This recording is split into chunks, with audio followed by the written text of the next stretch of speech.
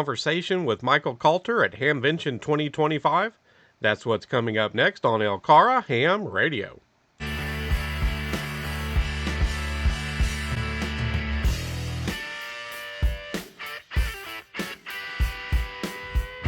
EP Brian with the Lake Cumberland Amateur Radio Association, or LCARA, and we're here with the guy who helps.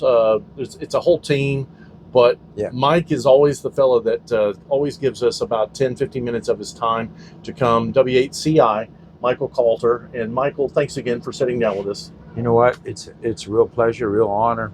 You guys are doing some great work.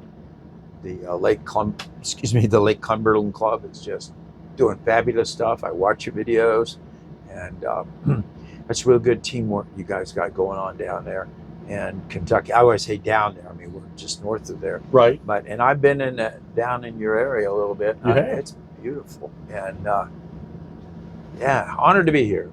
Well, and Michael came down and visited us at one of our club meetings a year ago, and we were just so impressed that he came all the way down that way. But we appreciate all the time that you give us. Well, you came all the way up here. So that's true. Turnabout's fair play. Michael, it is 2025 Hamvention. Yeah. The theme of this year is what? Radio independence. Something that's near and dear to my heart and our organization, and maybe to a lot of hams throughout the whole world. You know, we're at a time right now where we got to watch our spectrum. We've got to keep that radio independence. We ought to be using it, using our frequencies more. And we're also at a time when POTA's getting bigger, SOTA's getting bigger, IOTA's getting bigger. There's so many things happening. And, to me, that's kind of, all of that's radio freedom, radio independence.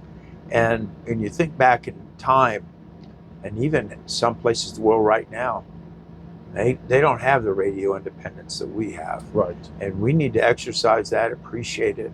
Yeah, so much on that. But radio independence, very important to us, and our club really believes in it. Right. Well, and just something that just happened yesterday down in the area where Chris and I live.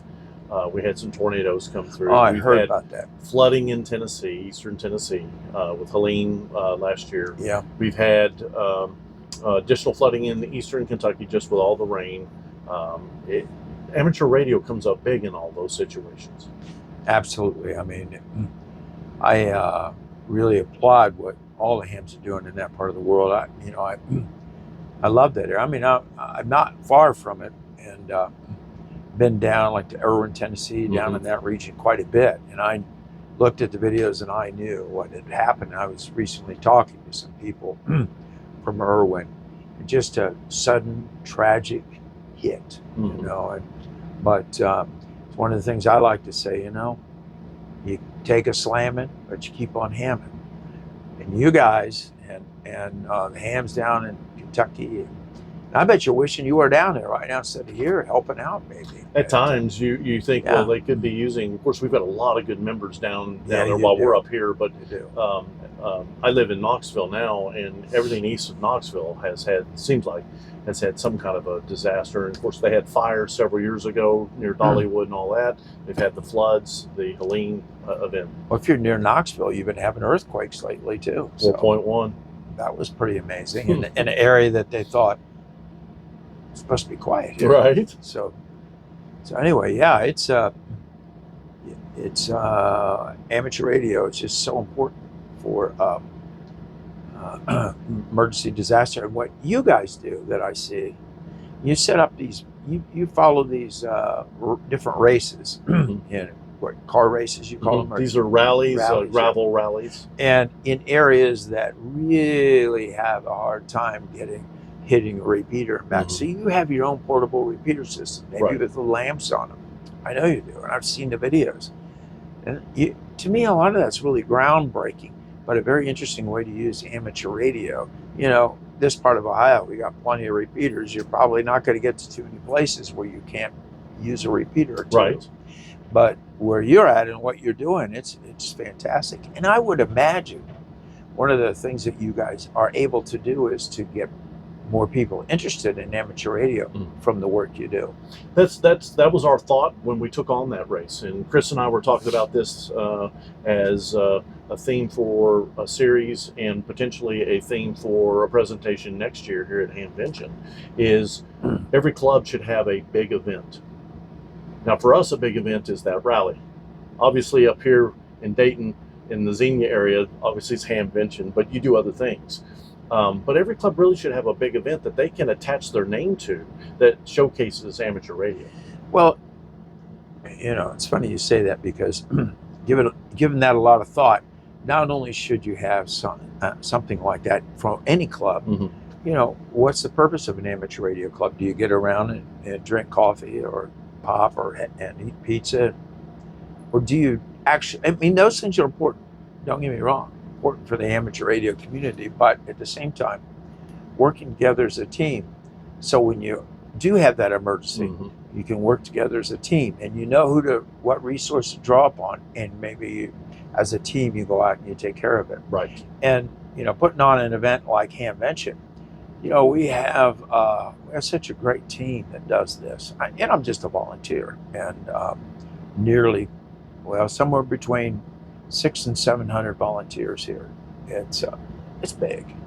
So I just think that a club should have a vision and a purpose. And one of the things that we started about when I was maybe it's about 15 years ago, we started the Club of the Year. Right. And to honor clubs, because you might go out and get your amateur radio license, but then it's good to get around people that already have a license, that meet and can learn from them, and maybe learn even more about amateur radio. Right. And I know, having joined this club, I learned so much about radio through not only this club. I belong to a couple of the clubs in the area. Just that, for me, amateur radio is not a hobby. It's a way of life. So, and it probably is that way for you guys. It is. So, and we totally agree. I just think that, as you mentioned, if you can just attach yourself as a club to an event, and your big event might be a 5K, or it might be a foot race, or it might be a bike race, or it might be just something that it's spread out and it needs some communications. Attach your name to that, and that is great marketing for your club, and people will see that and go, I'd kind of like to get into radio. And it's I don't think you can buy that kind of marketing if you'll just take the time and volunteer for these events. I like that. And I think every club, basically regional, has regional goals and regional missions, if you will. And, just copying somebody in another part of the country, it may not work. Developing your own where you see a need in the area. And I know you guys have done that, and that is really impressive. And, to me, I'm very impressed with what you guys are doing in Kentucky. Well, thank you. I like seeing Kentucky get more and more recognition, and you guys your club, you're putting it on the map. You really are. Is there a particular? This is Radio Independence Year. Is anything jumping out at you at this particular event this year that's kind of new or groundbreaking? Well, what I like, there's new radios there, and spectacular forums. And one of the things that a group of guys are working on is, what does amateur radio look like with AI coming on as strong as it is? And there's a lot of talk around that now, and a lot of, I won't say speculation, but use of AI. How can we take this to another level? Interesting. And now that's one thing jumping out to me. And we have some really great youth forums here as well. But it's not just youth. It's amateur radio opera. Say the guy that never had a chance, say he had a bunch of young kids, like not a bunch of kids, but all grown up.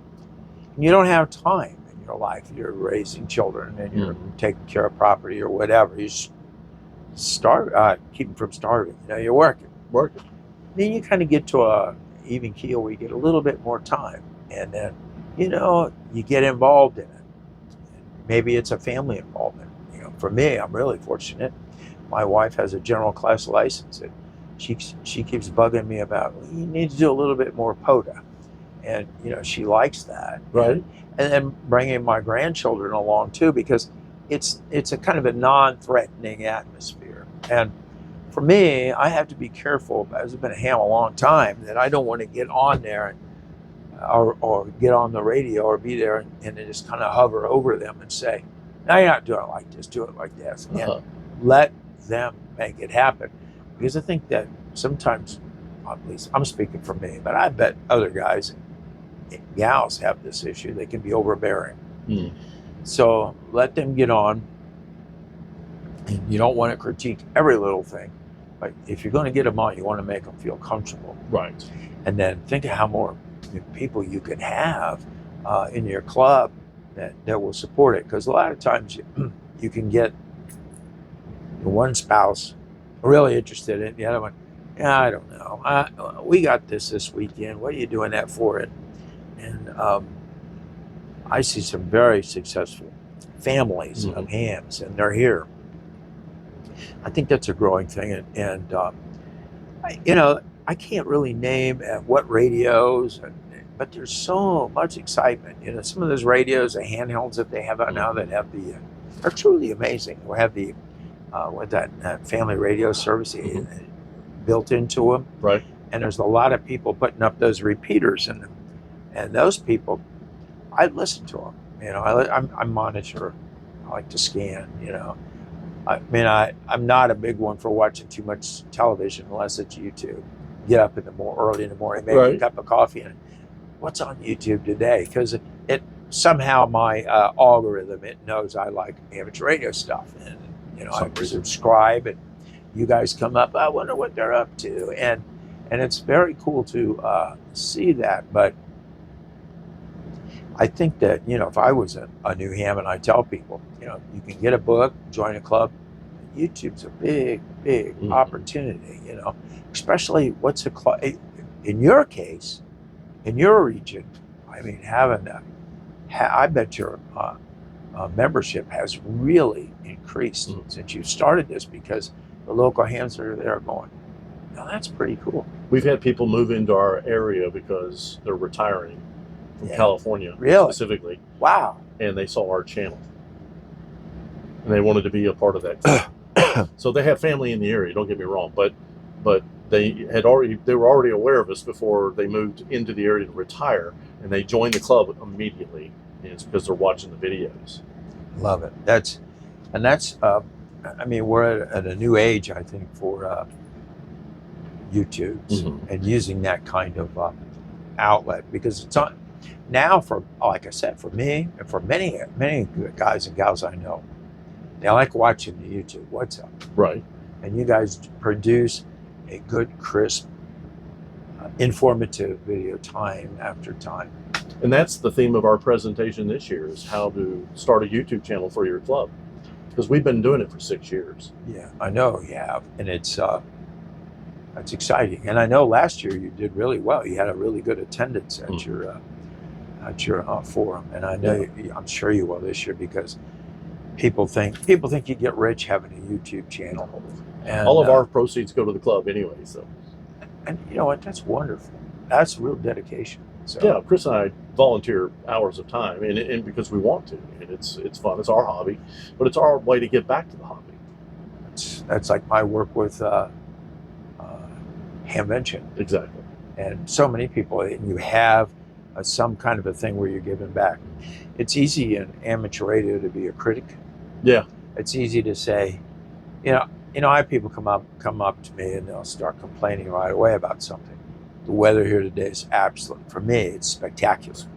Perfect. I mean, and so many people put their heart and soul in that, and somebody will come up, yeah, you really screwed up here and here and here and here and here. And I'm thinking, you know, when you work your heart out, it's okay to get some of that back. But you want to get some positives. And don't get me wrong, too. We get a lot of positive. But I think it's important for us as hams to be positive. Right. We get into these moods of criticizing this group or that group. We become critics. instead of people that are really trying to improve the hobby, trying to make things better. And that's where you guys are at. That's where we're at. So, we look at it as collaboration. exactly. And why wouldn't you want to be a collaborator and not a critic? Right. And that collaboration is a balance between, to me, a leadership and your own initiative. And I really, I like that word in amateur radio. It's a good word. Yes, indeed. We want to thank Mike for sitting down with us for a little bit. W8CI, Michael Kalter, here at Hamvention. I'm KY4 BDP Brian. We'll see you in the next segment. Thank you.